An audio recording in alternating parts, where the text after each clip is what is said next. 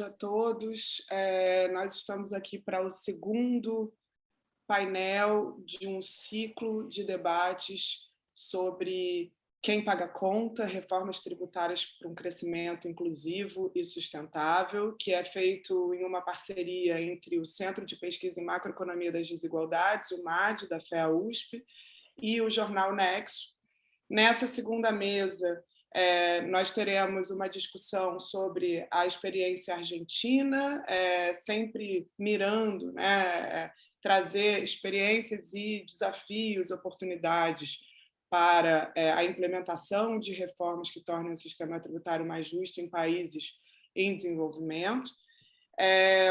Eu agora vou passar para inglês, né? Então todo o nosso painel será em inglês, mas aqueles que estão no YouTube assistindo ao vivo podem encontrar na descrição do evento, no próprio YouTube, o link para a tradução, né? Então eles podem optar, vocês que estão assistindo, entre assistir no som original, né, que será em inglês, ou assistir a tradução simultânea em português no link que está aí na descrição do evento. Tá? Com isso, eu passo agora para inglês. I would like to give my thanks before starting to Esther Dweck and Roberto Arias for accepting the invitation to participate in this panel on progressive tax reforms. Roberto José Arias holds a PhD in economics from Universidade Nacional de La Plata, and a master's degree from Columbia University. He's currently professor of economics at the University of Buenos Aires and secretary of tax policy at the Finance Ministry of Argentina. Esther Dweck is associate professor of economics at the Federal University of Rio. She holds a PhD also from the Federal University of Rio.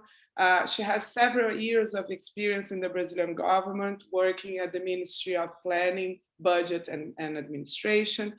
In the position, in her latest position was as Secretary of the Federal Budget in Brazil.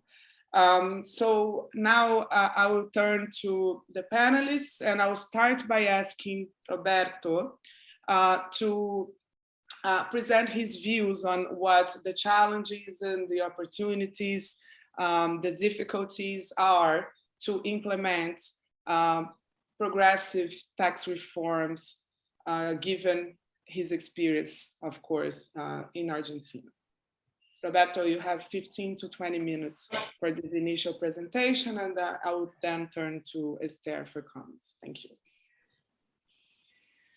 Hello, thank you very much for this opportunity to present the Argentine experience regarding tax reform. I would like to apologize. The Minister Martin Guzman is not here. He was supposed to be here, but you know, there was another commitment in the very same schedule, very same time. So I'm here represent him. So we took office December 19.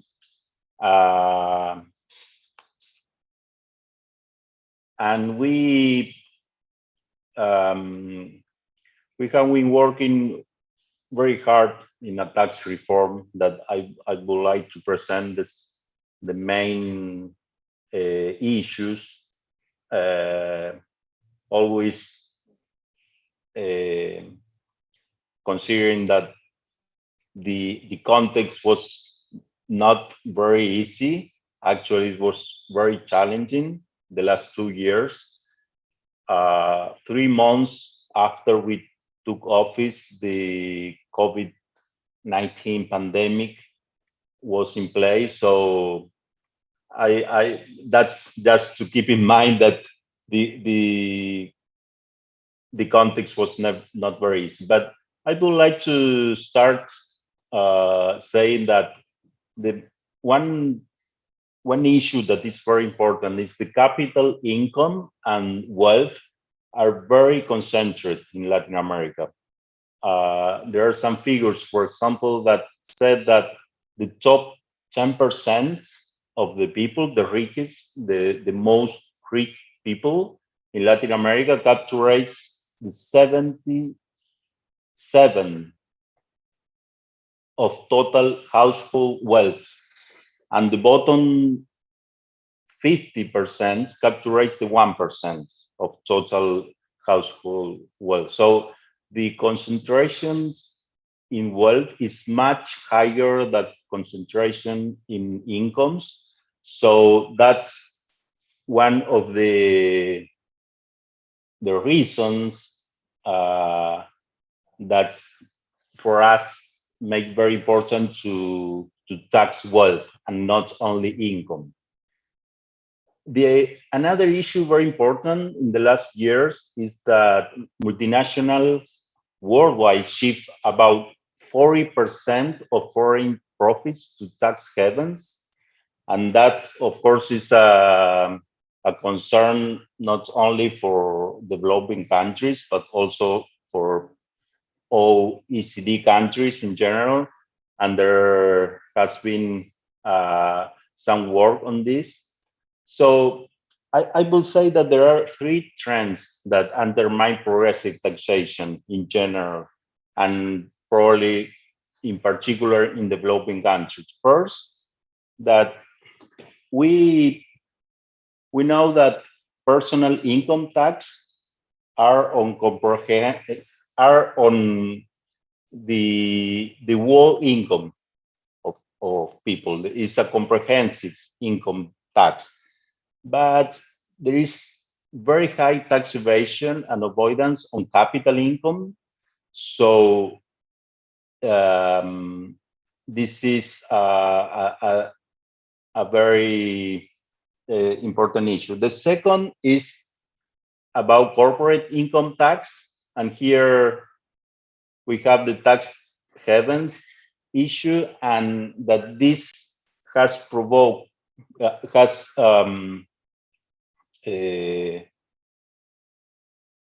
create a race to the bottom in the last, I would say, 50 years maybe, but we think that the corporate income is a way of capital income. So the very rich people get some of their income from corporate income. So if there is no a good corporate income tax, we are not going to tax the rich very well. So, and the third issue, I said first, the problem with the personal income tax, the second, the problems with corporate income tax, and the third is that in general, there is no a wealth tax that we really think there should be, because it's a good complement to a good income tax. And some countries have an inheritance tax, but they're in general in developing countries quite weak. So our agenda in the last 2 years has been to improve corporate income tax and work at the OECD, around the global minimum tax agreement,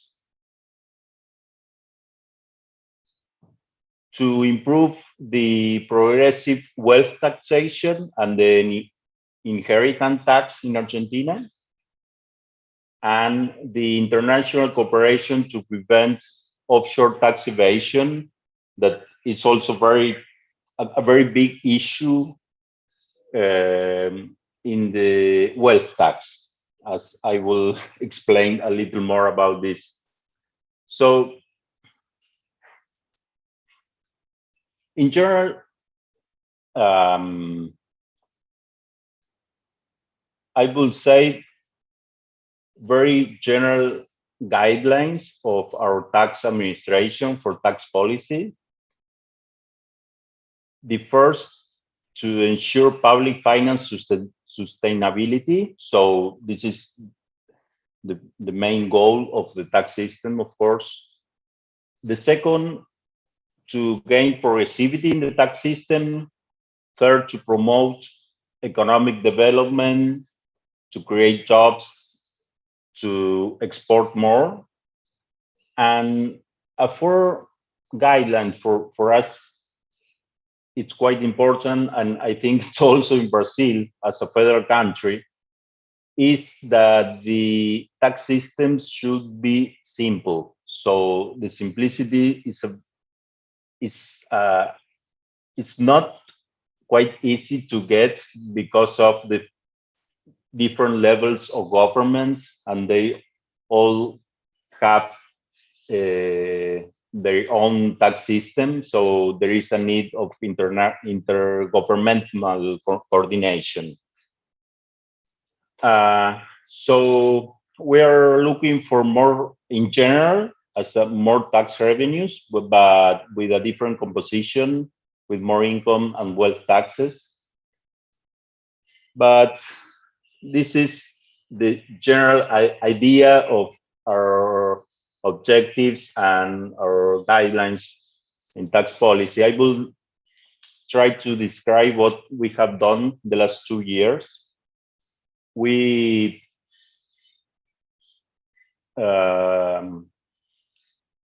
in December 19, a new law was passed. It's called Social Solidarity Law.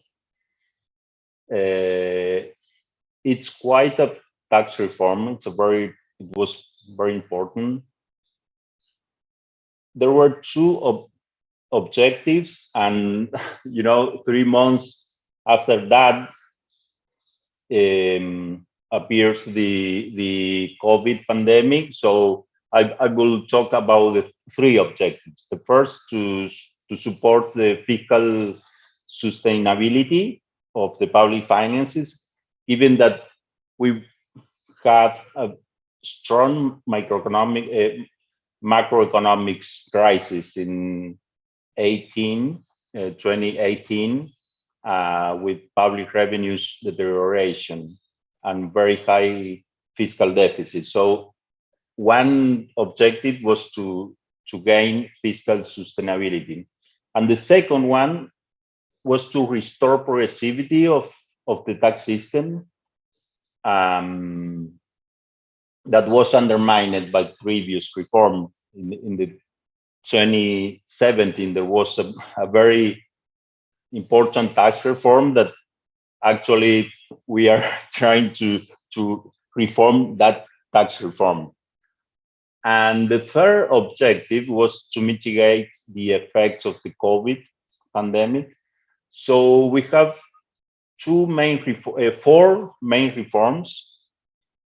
One, to restore a wealth tax that it's called personal property tax in Argentina. The second was a solidarity contribution, a one-off tax related to COVID. Third, a reform in corporate income tax, and the fourth one about international cooperation. So let me talk about the personal property tax, which is a wealth tax that is not very common in Latin America. I think that Colombia and Argentina are the only two countries that have a wealth tax, a personal wealth tax. Uruguay, there is a wealth tax, but it's paid mostly by firms, not by persons, not by people. But we have this tax almost for a long time. It was established in 1991, so 30 years ago. and focuses on a top 1% of the population. So it's very progressive. In the last 2 years, 400,000 people pay this tax of 45 million population. So it's a very, very progressive tax. It's a resident based, so it's paid by residents on financial and non-financial assets located in Argentina. And it's paid in Argentina and abroad assets also. And it's also paid by non-residents on assets located in Argentina. So we made 4 very deep reforms in the personal property tax. The first one was to shift the jurisdictional scope from domicile to residence, because one of the problems with this tax in the past was that people would change domicile to Uruguay or Paraguay, so they will not have to pay the tax. And now you really have to move to that country. It's not enough if you change your domicile. We increased the no taxable minimum. So in the past, there was almost 2% of people that would have to pay the tax. Right now it's 1%. For us, it's very important that this will not become a middle class tax. It should be clear that it's for the very rich. So that's why we increased the no taxable minimum. And the most important reform was to increase the tax rates, because when we took office, there was a flat tax rate of only 0.25% of all your assets. And we put in place a progressive tax rate, and scheme ranging from 0.5 to 1.75. So the maximum tax rate was multiplied by 7. So it was a very important increase in tax rates. And we are working now in another important issue related to wealth, that is housing valuation, because the tax, we don't have much issues with financial asset valuation and cars valuation and equities, but there is a big issue with housing valuation. So we are working on that to improve in the next 3 years the revenue that we will get from housing through this wealth tax.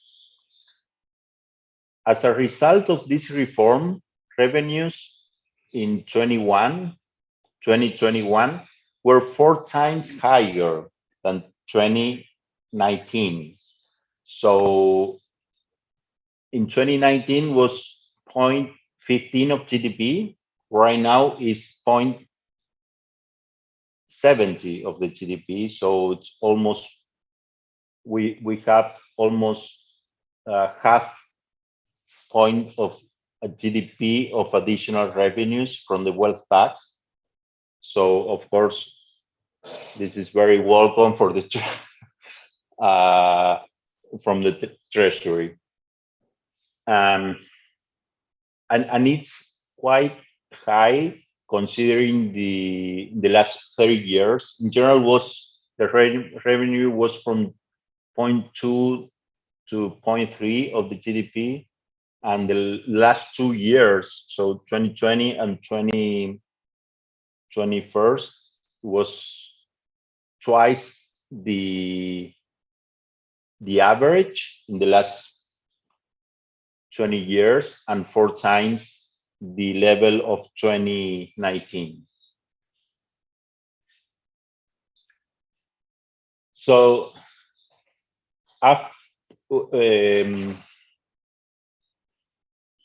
because of the pandemic, we also were working on a extraordinary one-time contribution to mitigate the effects of the COVID. This law was passed at the end of 2020, at December, after a lot of discussion and debates in the Congress and in the society in general. It's a contribution that levies assets greater than 200 million pesos. That it's almost $2 million US. So for people with assets, financial and non-financial, domestic and abroad, greater than $2 million, $2 million US, had to pay this special contribution. So with the same tax base that personal property tax. So an important issue is that this contribution was feasible because of the personal property tax long existence in Argentina. We use the same tax base, the same tax code, and even the same, forms, tax forms, and so on. And as we have the statistics of tax revenues from the personal property tax, we had a very precise estimation of the tax revenue with this new minimum of $2 million. So it's similar that the personal property tax is progressive tax rates from 2% to 3.5%. So it's quite large.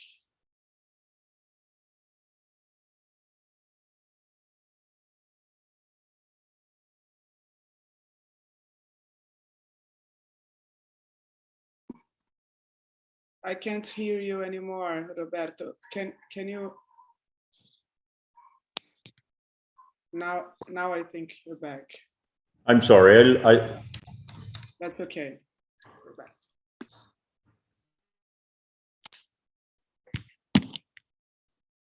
You hear me right now? Yes. Please continue. Okay. Sorry. No batteries. So this solidarity contribution, as I said, it has a tax rates from 2% to 3.5%, and almost 10,000 people pay this special contribution, which is 0.02% of the population of Argentina, and collected 250 million pesos, which is half of the GDP. So it was quite successful at the tax revenue side. And also the law established the here market revenues. So these revenues were used to policies such as vaccines campaign against COVID and all the COVID expenses in general, and COVID spend, and also social policies.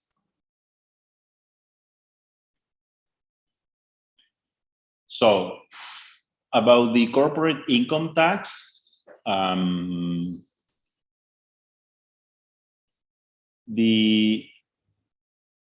idea here was to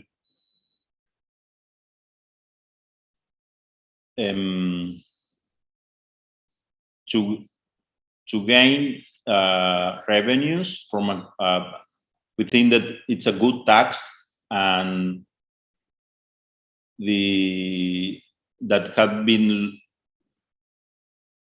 losing importance in the last, I will say, from 2015 to 2019. So this was because the tax reform, the previous tax reforms, the idea was to lower the tax rates from 35, that was until 2015, to from 35 to 25%. So what we made, this was last year with a law also that was passed, I think, at June of 21, was to came back to the 35% tax rates, but with lower tax rates for small and medium enterprise. So in fact, we have now 3 tax rates: 25, 30, and 35%, according to the size of the company. So this is very good because it's going to get higher revenues, but most of the companies, the smaller one, and actually the 90% of companies will pay lower tax rates than in the 2015.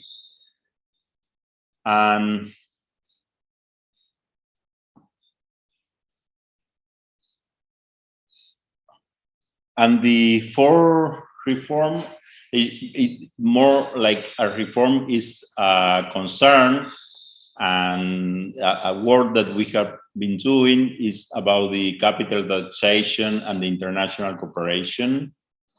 You know that in October 2021, there was the global minimum tax agreement at the OECD, which for us is very, very important. A total of 136 countries reached the agreement to change the way they tax large multinational companies around the world. Argentina is very supportive of this initiative, and for us represent a major achievement as a multilateral agreement. It's a necessary move in the right direction, but for us it's still not enough. For us, for example, the 15 minimum corporate income tax is too low, should be much higher, but it's a move in the right direction. So now the countries are discussing its implementation and multilateral legal framework. Argentina is very active in this issue, in these forums. You know, there are 2 pillars. The pillar 1 that allows multinational enterprise to be taxed directly in market jurisdictions, regardless of their physical presence, and the pillar 2, which is the minimum corporate income tax. We are right now evaluating and analyzing different strategies to improve the tax auditing of abroad assets and take advantage of the information exchange with other countries related with also the OECD agreements. The common reporting standard that is in place is very important for us. We are receiving information from almost 100 countries every year about financial assets that Argentine residents have abroad. And for us, this is this is very important because the wealth tax, it's a good tax, but the downside is that there is a lot of tax evasion, offshore tax evasion. So we really need this international cooperation to end this kind of offshore tax evasion and avoidance. So just to finish, I think I have been talking more than 15 minutes, sorry. I will say that for us, it was possible to strengthen the tax system, improve its progressivity, and increase tax revenues, even in the middle of a very challenging macroeconomic context, because of the macroeconomic crisis that we had in 2018 and 2019, and after that, the COVID crisis. The reforms in the wealth tax, and in particular the solidarity contribution, were essential to face the economic cost of the COVID pandemic. Both taxes imply 1% of GDP of additional revenues last year, for example. The key issue here is the political support in Congress to approve this kind of very progressive taxes. You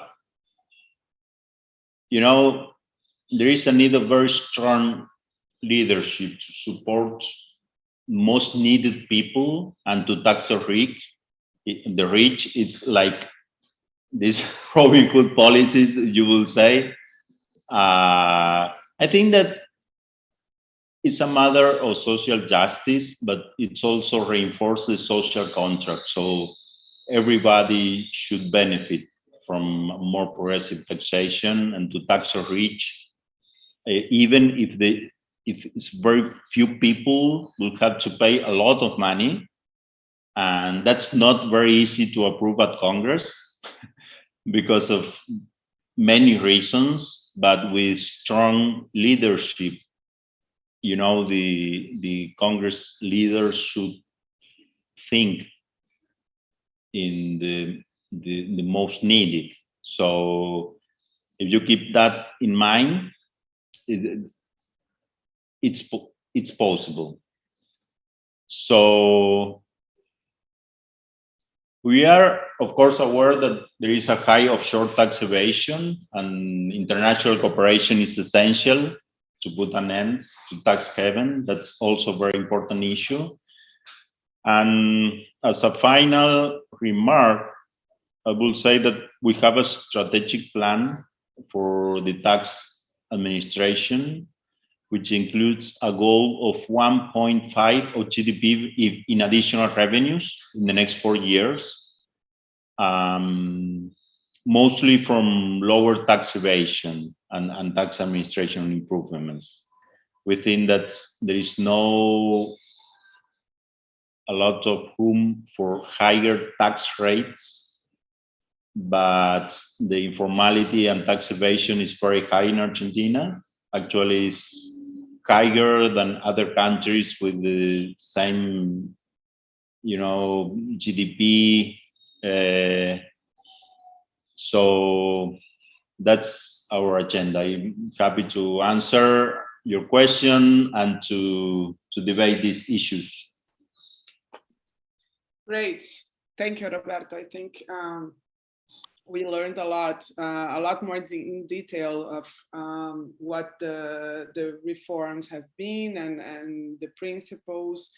I would like to have Esther. I mean, Esther, we are in Brazil, as you know, Roberto. We are in a moment that, I mean, there is some hope of a political change for the next year, and tax reform has become, even in the previous presidential election already, one of the main topics, let's say, in the progressive spheres, not only in Brazil, but also, of course, this follows from a huge debate around the world on the need to increase personal income taxes and wealth taxes on the rich, right? And of course, here in Brazil, we have a very hard time approving anything that actually leads to a tax increase due to political constraints.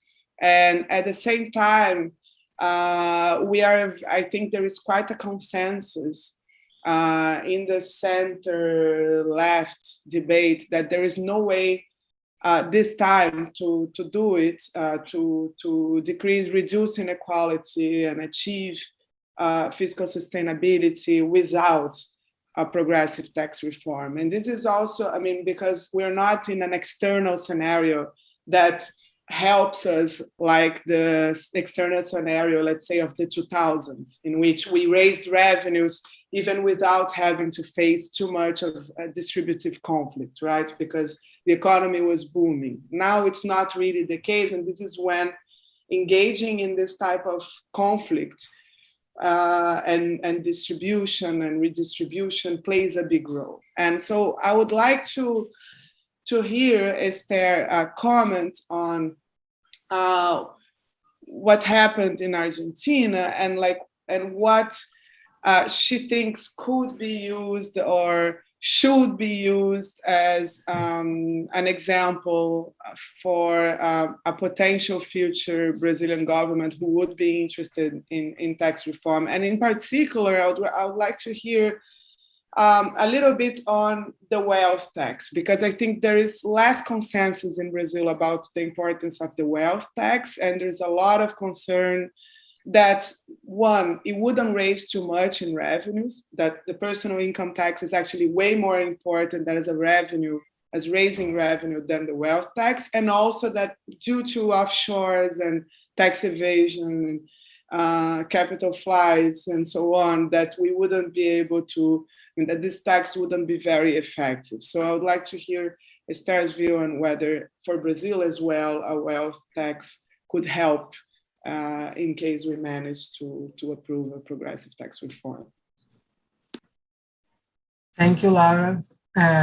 First of all, I'd like to thank you for the invitation, the Nexo Jornal, MAD, for organizing this important series of seminars.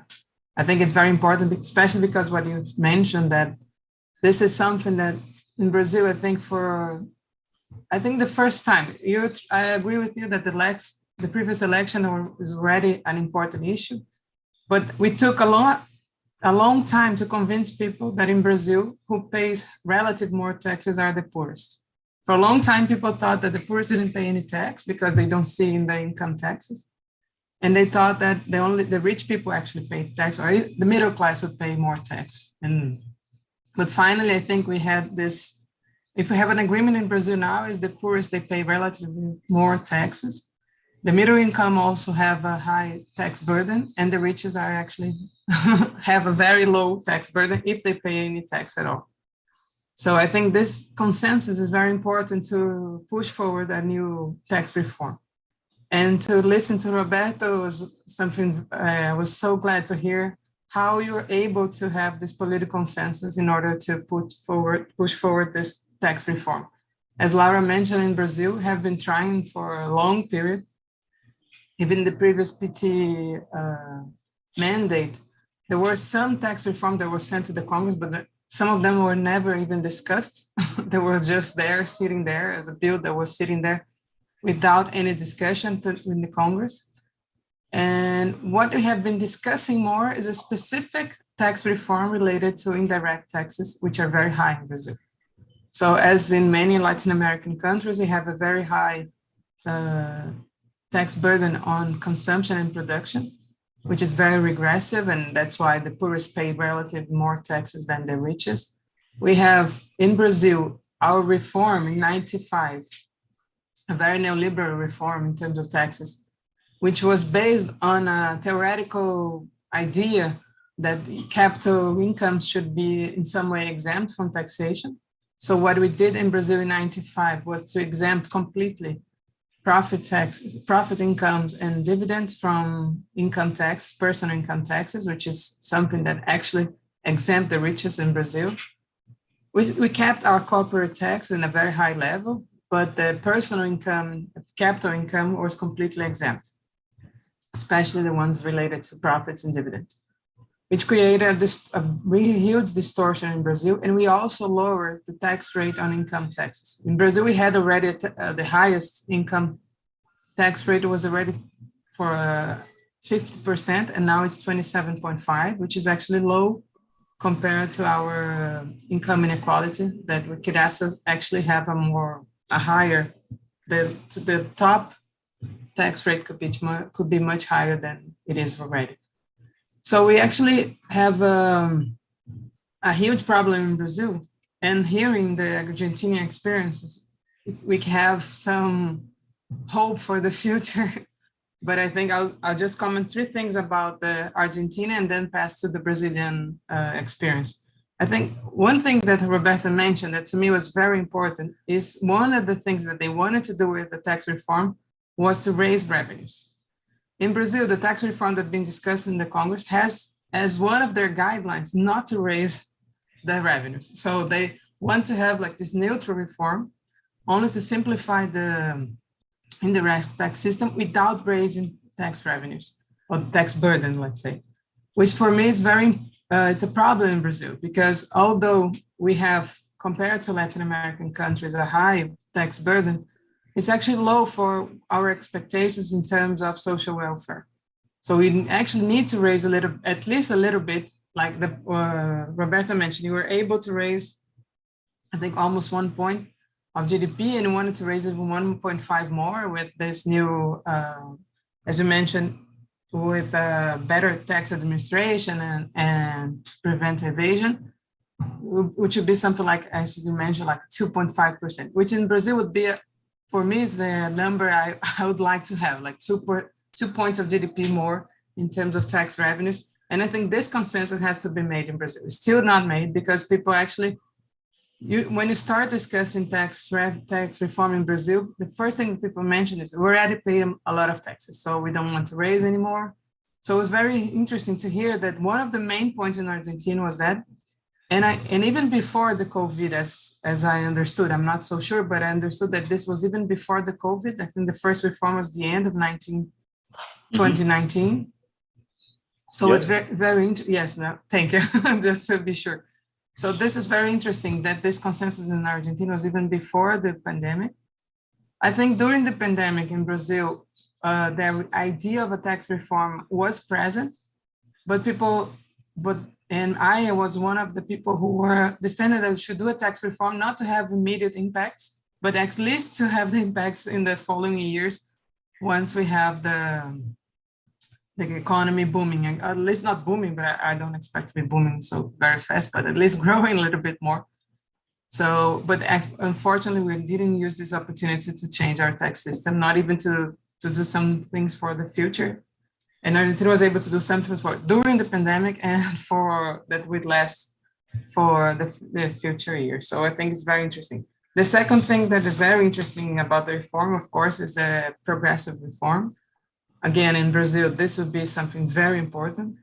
And in Brazil, what we're discussing is something that doesn't change the progressivities. It's only making our VAT tax a little better, simplifying, because ours is very complicated, many different taxes, there are different levels of governments, but not even within the different levels of government, we have different taxes with different tax rates, which is very complicated. So it's important to simplify, but it doesn't address, I think, the most important thing, which is to increase progressiveness. I'm sorry for the English.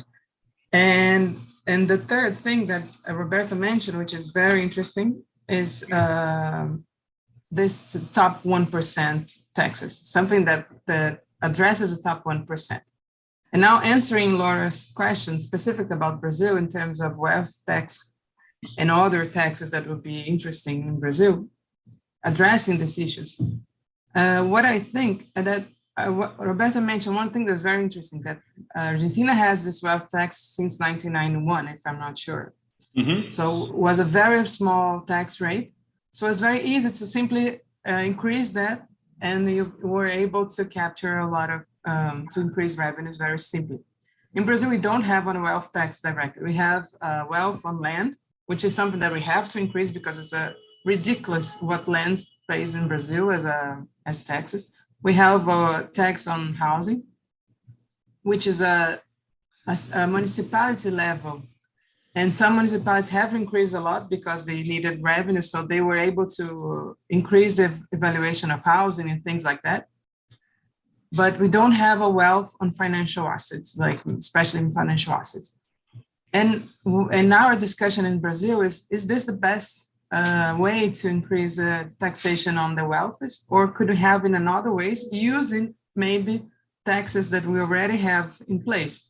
So we have two important taxes that is already in place that I think would be easier in Brazil and could have in some way similar results in Argentina. I think we do have an inherited tax, which has a cap.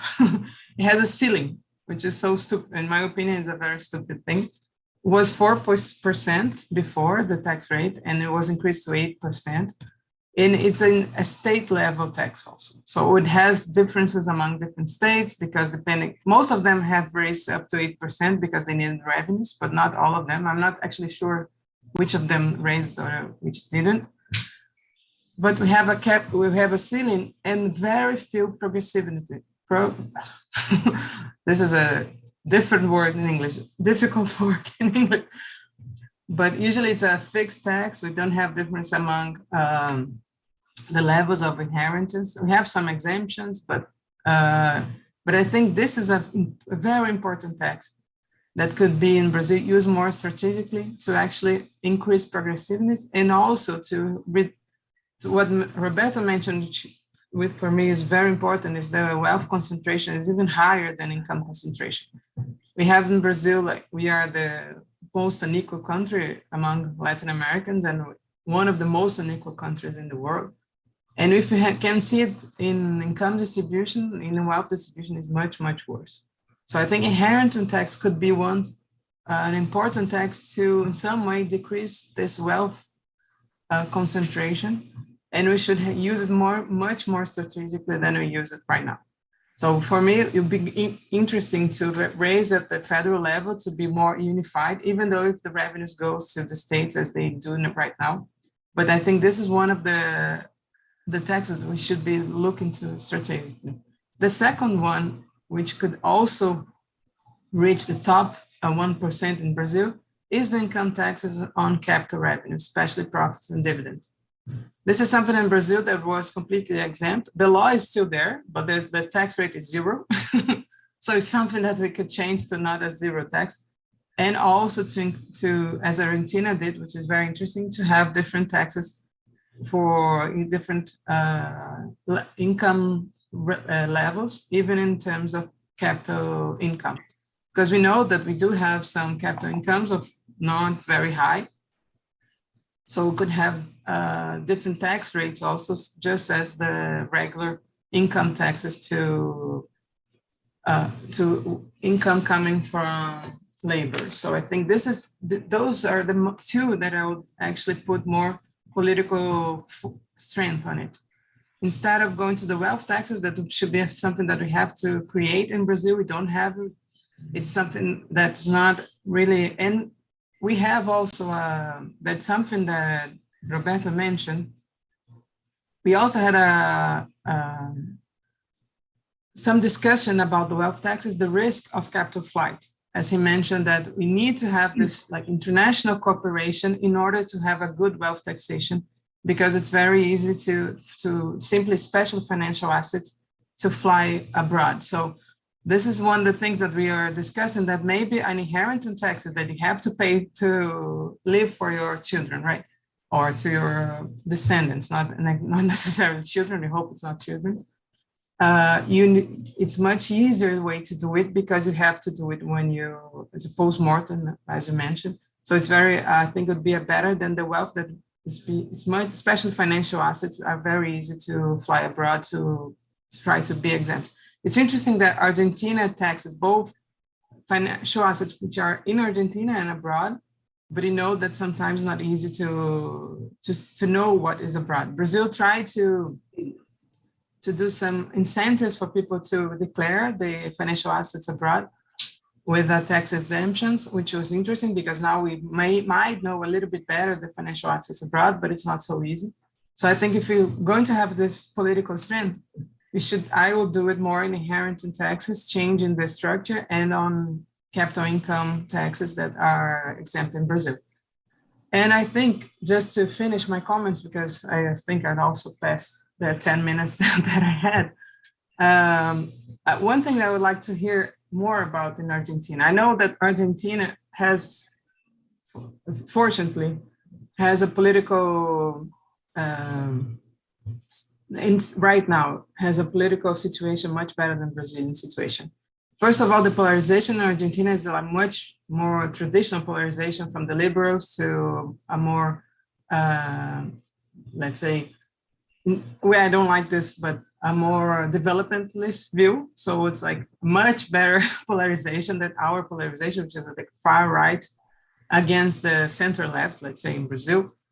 So you're able to create this political sentiment that you needed to pass these reforms, and you have political support, not only on Congress, as I mentioned, which is in Brazil something that we don't even see the possibilities in the short run, but also, which is much important, I think it's very important to pressure the Congress, is the political support from the people and from manifestations and demonstrations that actually supported these kind of changes. So it'd be very interesting to learn how was able to create this political support, because I think this is what we're missing in Brazil.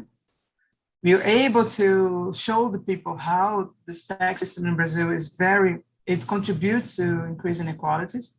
So we do know that people wanted to change, but we don't have the political support yet to push forward these changes. So I'd like to hear a little bit more about how Argentina created this scenario and was able to pass such important reforms.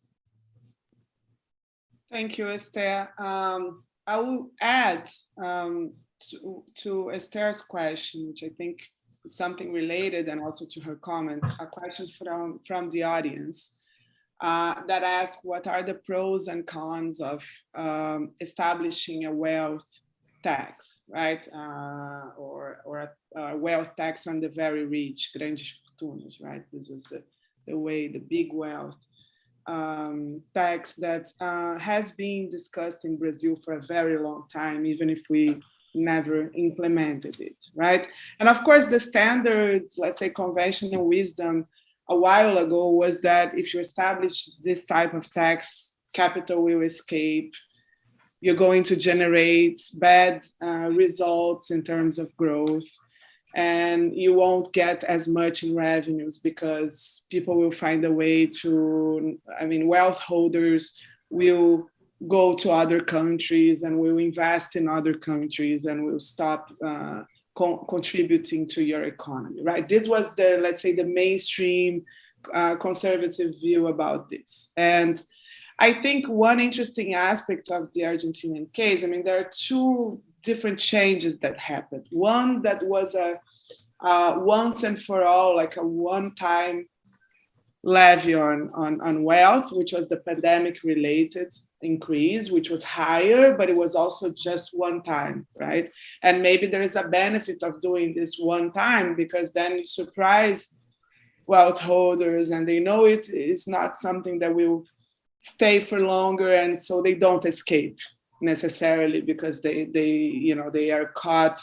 It's an unanticipated change, right? And which will not last, and so it's not worth it to dislocate to another country or change your residence and so on.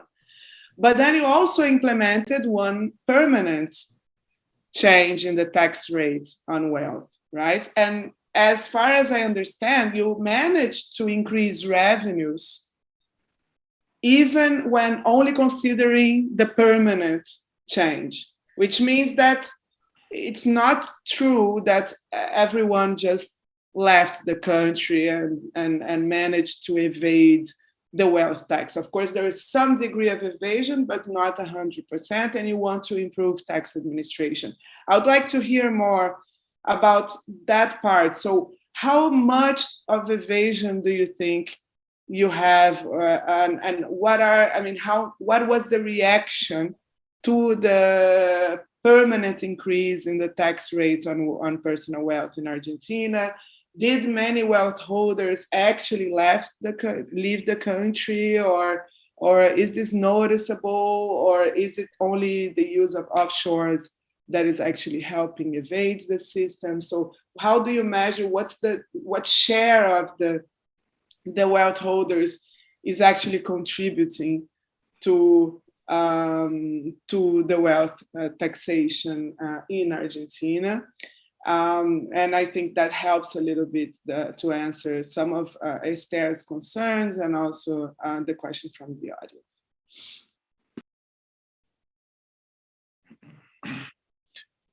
Okay,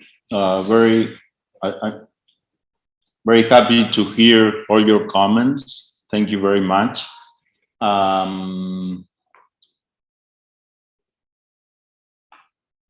Okay, I will begin with your last issue about the pros and cons of the wealth tax. Argentina, it's kind of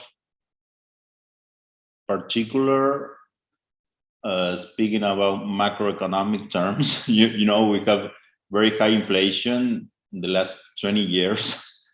So we have a weak currency, domestic currency, the peso. So the capital flight, I think, is not related only with the wealth tax, but also with other issues. The Macri administration put in place an amnesty, a tax amnesty in 2016, and with the idea that this tax, the personal property tax, should disappear in 2019, 4 years after the original tax amnesty. So if you declare or those underreported assets, you will have to pay 4 years, but after that the tax should disappear. And even in that scenario, there was a huge capital flight to 2018 and 2019, which is estimated about $50 billion. So it's difficult to evaluate because of, you know, this particular situation, macroeconomic situation in Argentina. Of course, there is an issue about tax evasion, offshore evasion, capital flights. We estimate that maybe 70% of abroad assets are not reported at the wealth tax. So we know that it's very important, the tax evasion. That's not the case for domestic assets, which are, you know, inside the banking system or financial asset that or housing and so on. But even in this case, with a very high underreporting, we think that the wealth tax should exist, that we need to work a lot to, you know, tax auditing and all this information, you know, sharing with other countries. But I will say that the pros are much higher than the cons, even if we know that the financial overall assets are underreported. about the political consensus. I'm not, maybe I'm not the the right person to make that question. We do have a polarization, very important. Even in the tax reform, we have a polarization because we had a tax reform in 2017, which was very different from what we had been doing the last 2 years. First one, as you said, we want to raise revenues, and the tax reform of 2017, that was not the objective. It was lower tax. It was a supply side economics kind of reform.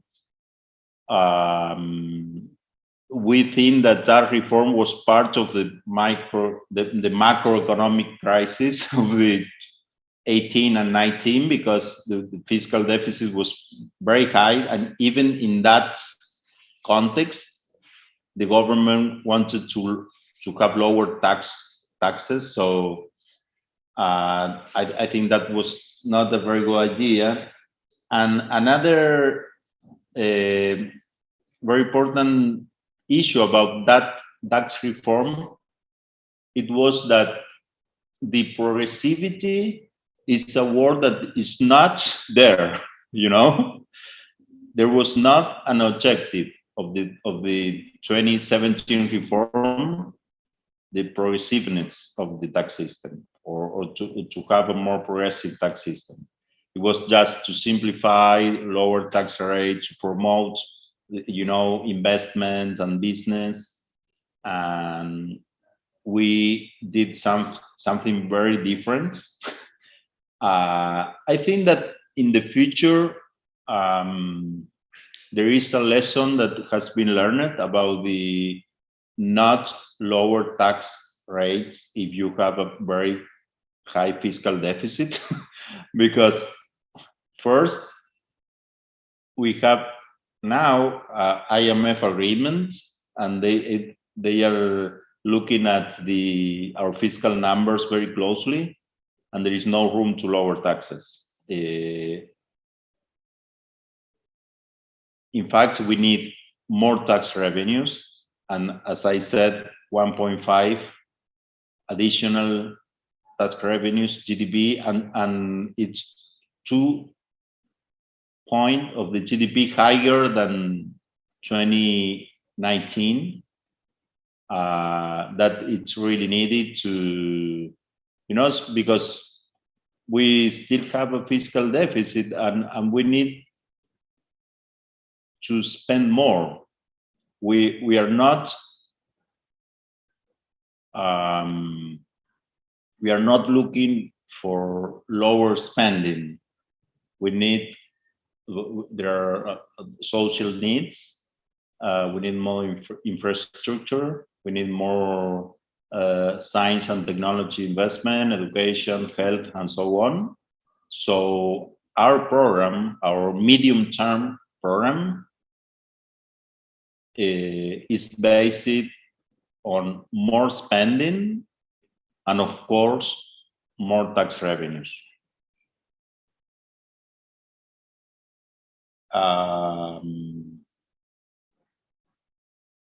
There was no a consensus about this progressive reform. It was just, we won the election. we had a majority in both chambers, in the Senate and the deputies, and so all the laws that were like 5 or 6 were passed. It was not just one tax reform law. There were several. Don't know what's going to happen next year. there are election again, and of course we don't know. But as a country, I think that we had a consensus that you cannot look for lower taxes if you don't think first what's the spending side. What kind of spend are you going to decrease? And if you want more spending, you need more taxes. That's our side of the equation. It's not like, okay, I'm going to spend and we will see. No, if you want more spending, more social programs and so on, you need more taxes. There's no free lunch. I don't know if there are other questions. No, for now, this is good. I think I will pass to Esther with a different question, and then we come back, because I would like to hear more about the OECD agreement and the possibilities and opportunities, and also some of the problems that this agreement still has.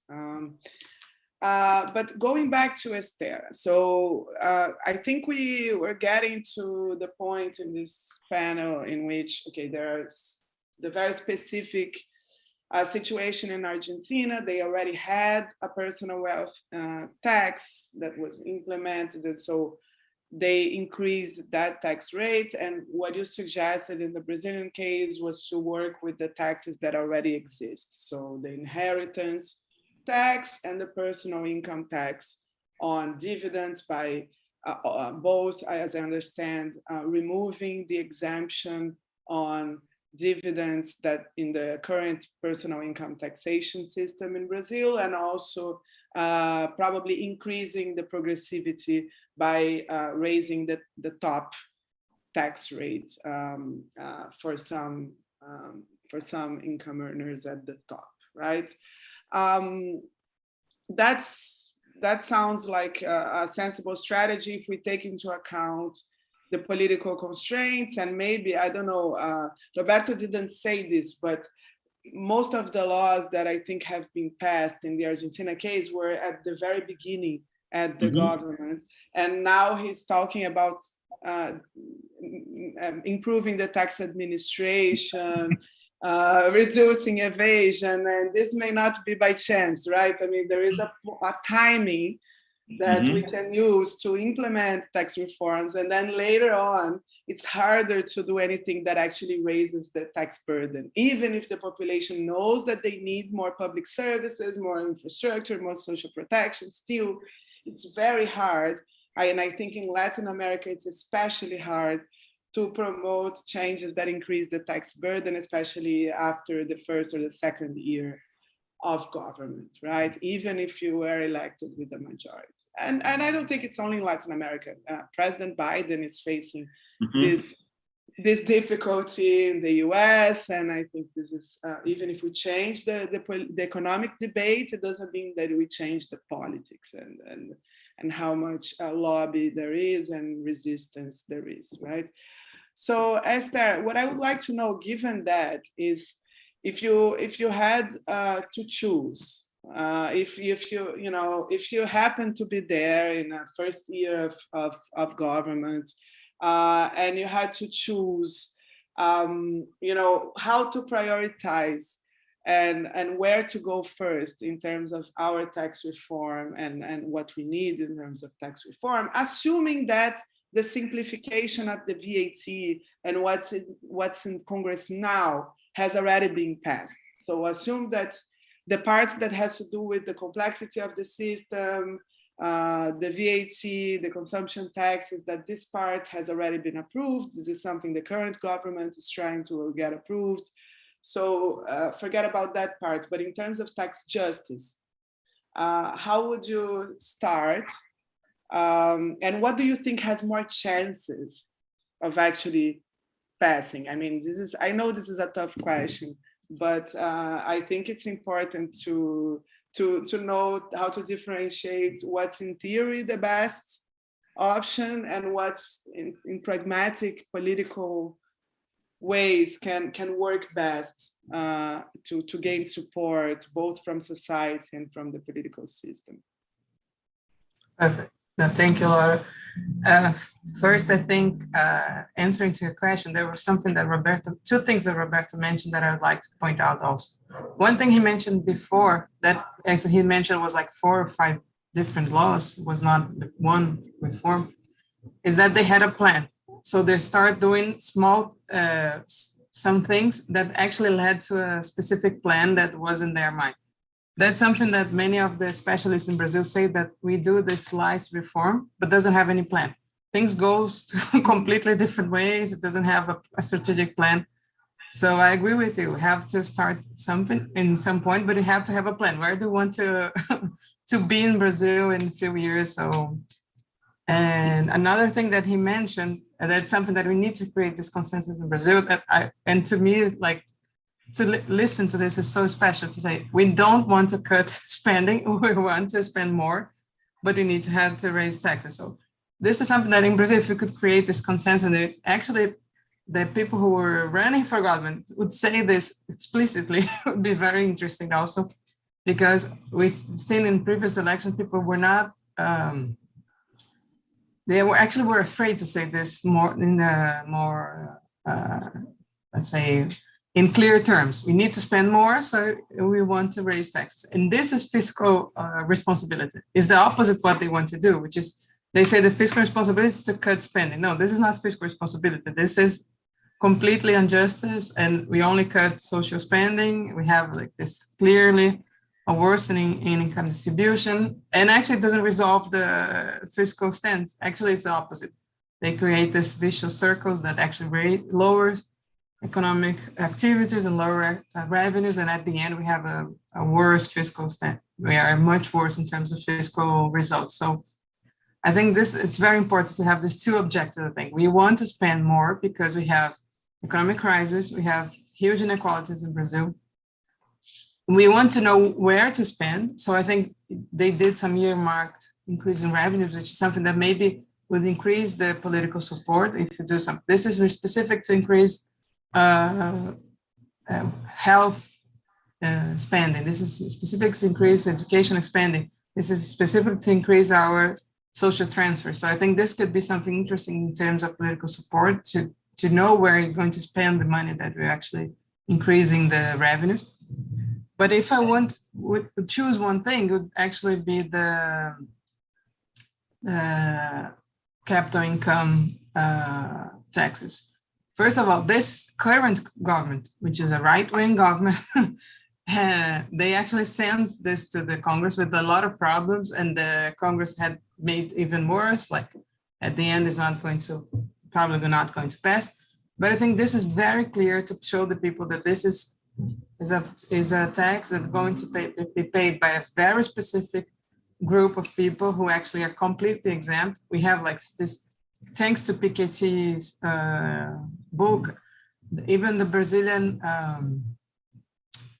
the tax area in Brazil has been publishing now studies that show how the income taxes in Brazil are very regressive and how the top incomes are actually very exempt from paying taxes. So this is very clear to the population. It's easy to explain that it's something that we're doing only to tax the richest. So I think this, if I were going to push through like one specific, would be this one. And then, but as I mentioned, we have to have a huge plan. One, where do we want to go? And what is going to be our first priority? And I will do this, it's not the topic here, but I will do this combined with the changes in our fiscal rules, because we have a rule in Brazil now that even if you increase like by 10 points of GDP, the revenues, we'll not be able to spend anything because we have a spending cap. So I will do this two things together, something like Argentina did, but also the Biden administration with all the problems they're having right now was the idea. We have to do this, this new spending to improve economic activities, to improve, to reduce inequality. And we need taxes in order to do this. And I will do this together in order to tell the people what we're going to do with this increase in revenues. Thank you, Esther. So now, Roberto, on the OECD tax agreement, and I think more generally on global coordination, and maybe we should probably think about regional coordination, given that we're here in a panel and we have Brazilian economies, we have an Argentinian economies, and I think in South America in particular, there are several similarities and possibilities of tax arrangements as well on top of the global arrangements that could work well for the region. But we had the first panel in this series of debates here that we are promoting together with Nexo Jornal. We had exactly a conversation about the OECD tax agreement with Professor Jayati Ghosh from the University of Massachusetts and also Rodrigo Arias, who is a Brazilian specialist in taxation. I also invite everyone who is seeing this debate to look on YouTube for the link to the first panel, which was on global tax arrangements. And there was a discussion that emerged because Professor Ghosh was very unhappy with the results. Of course, the principles of the OECD tax agreements were good, but then she was unhappy with the final result after a lot of push by corporations and lobby by corporations, and it ended up, in her view, being very unfavorable to the Global South, and also even for the Global North, not as effective as it should be. And one of the reasons is what you mentioned, the global minimum tax of 15% is too low for the standards of Latin America or Global South countries in general. This doesn't change anything. We all have higher corporate taxes than that. And the second issue is one second point that she made was that in the agreement, there is this loss of autonomy of countries to implement other taxes, for instance, a digital tax or taxing digital services, which is something that several countries are starting to implement. This could not be implemented by one country unilaterally outside of the agreement. And so countries would lose their freedoms to do creative, let's say, initiatives and innovations in the tax system. And so I would like to hear a little bit more on that, Roberto. We're very close to the end here. We have eight minutes until the end. So also use that time to make your closing remarks. Yeah. The OECD agreements are quite a new thing in the international taxation, I will say, the last 100 years. The first time that multinational, corporation will be paying income tax in a very different scheme, but it's a first step, and it's quite shy step. I will say it's very teeny step in the right direction, but very, very teeny. Of course, the 15%, it's very low. The Biden administration was pushing for 20%, will be more reasonable. It could be also 25% perfectly, but at least there is a minimum. And 10 or 15 years ago, there were many countries where the tax rate was 5 or 7%. So this is a beginning. And the second issue is the Pillar 1, that it's only for very big companies, and it's not sure if the other companies that are not in that club, if any country is able to tax them even if they don't pay the pillar one. So and even for the very big companies that will have to pay according to the pillar one, it's not all the corporate income that is taxed. It's a portion that it's not very high also. That was another issue that we were pushing to, should be 100% actually, but I think it's 20 or 25%. So it's only very big companies is for a small portion of a small share of the corporate income, and it's not sure if the countries are able to tax the other companies. So that's all the doubts that we have about the pillar one. And also what you said, the loss of autonomy about digital taxes. We are working also in the VAT. We need to, the first thing to do for digital service is that they should pay VAT in any country according to where the customers are. So we have room to work on that before we are concerned about a digital tax, for example. And that's what we are doing right now. So the tax system, it's like it's the consequence or it's the results of political forces that are in place and social forces that are in place in any country and in any time. It's very different, those political forces and who win the battle. So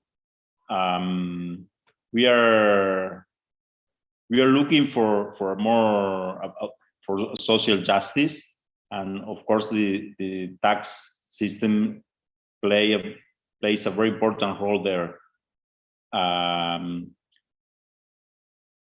But I really learn a lot about this kind of debates. I'm not sure if if we can apply what you just said and vice versa. But very happy to be here. It was very good to hear all what you said and your question and your remarks. And I don't know if I will see you, I think, next time. Thank you so much, Roberto, for joining us in this conversation. Thank you, Esther, as well, for being here and adding so much to this debate. I would like to also thank Nexo Jornal for working with us from MAD, from the Center on the Macroeconomics of Inequality, on setting and organizing and the translation of these events. Thanks to the translators who have been working with us. And I would also like to thank the financial support from Samambaia Philanthropia, who is also a partner and who has been working with us on projects related to tax progressivity in Brazil. Thank you very much. I need to close now. Esther, you have 2 minutes if you want to just say your final words. No, just I'd like only to thank you and to congratulate MAD and Nexo Jornal for organizing this series of seminars, because I think it's very important that this is an important year in Brazil in terms of political situation, given that we have elections at the end of the year. And if we're able to create this, a little bit of political support in terms of changing our tax system, would be very interesting. So just to thank for the invitation and thank Roberto for sharing with us all the good things that are happening in Argentina right now. Goodbye, everyone. Goodbye. Bye, everyone. Thank you very much.